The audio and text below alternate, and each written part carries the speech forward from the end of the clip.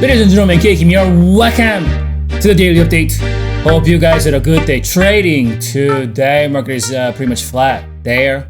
On the S&P Nasdaq 0.12% positive. Semiconductor, Dow, Russell 2000, transport, banks, energy. These guys are red, slightly biotech, healthcare, home builders. However, some greens there. Utility, retail, emerging market down. Bitcoin down. Gold, silver, miners are up. Dollar down. Oil up. Treasury bond up. VIX is down about 4% there. Let's take with S&P 500 ETF. Spider! 65-minute chart here.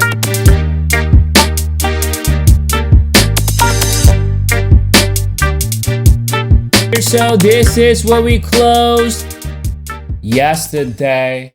And looks like we actually saw a little bit of a gap up this morning, as you can see there, right? This is where we closed last night. And this is where we opened here. So, and on that first hour after market opening here, bulls made a run for it. So they actually made some progress, right? So now that down gap we've been talking about is now about 80% or so failed. But as you can see here, about 20% or 15% of that still remaining. They didn't able to get the job done. As you can see here, they were not able to push it just a little bit more to fill the entirety of the down gap. And with that, market fell right back down here. You can see on that first hour. However, with that fall, buyers are able to find that rising pivot. As you can see, that purple dotted line there, right?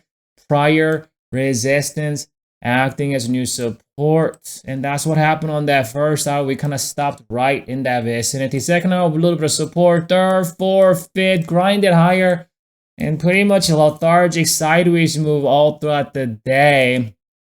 So I think this could potentially pose a little bit of threat to the bulls, that this down gap wasn't fully filled. It will be better if the buyers can get up there and fill this down gap tomorrow before we get into a new week next Monday. I think bears could probably use this type of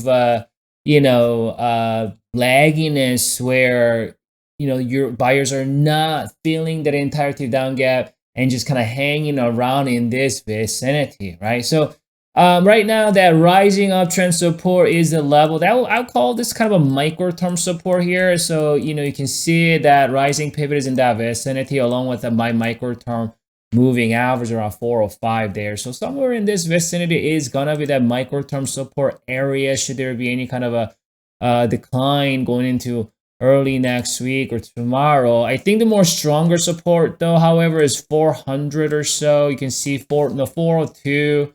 402, 401 or so, somewhere there in this vicinity right here. As you can see, that's the level right there. That's a prior resistance, and it's a strong resistance. As you can see, this market did see kind of steep decline for several days or so in that 402, 401 area. So this area is going to offer a much stronger support should there be some sort of a downturn going into tomorrow next week. Let's check out that oscillator. So as you can see, that oscillator is still not overbought yet as of today, right? You can see that's the overbought zone. That's the overbought zone. We're not quite there yet. However, as you can see, that oscillator is we haven't crossed down yet. As you can see here, it's still kind of hanging around here. We just kind of moved sideways today. So not quite seeing that cross yet. However, if this thing crosses back down, without this thing hitting all the way to the top of his band, that could be micro to short-term bearish signal if we do see a firm cross to the downside. It's not too late to sign up for Traders Club membership for Cyber Week Black Friday deals still going on until this Sunday evening. If you've been thinking about joining Traders Club, I have 50% off for investor annual plan right here. Investor annual, 50% off. and 40% for quarterly for investors. Everything else will be 30% other members. Everybody, a lot of times, a lot of people ask me about the moving averages, the oscillators, what kind of oscillator I use, what are the settings, what the configurations are, what are the moving averages. All of that information is available to you as a member for any tier, but I promise you that's going to be very small benefit of what you could potentially receive with the Traders Club membership. And so I think it will be in Bull's best interest to utilize, because we looks like we might have one more update energy left here. Use that energy to get up here and completely fill this gap. Completely. Don't leave anything behind. And that's going to be good for the Bulls going into next week. If not, I could see at minimum, 402, 401. I'm going to come back for you. We'll assess the situation.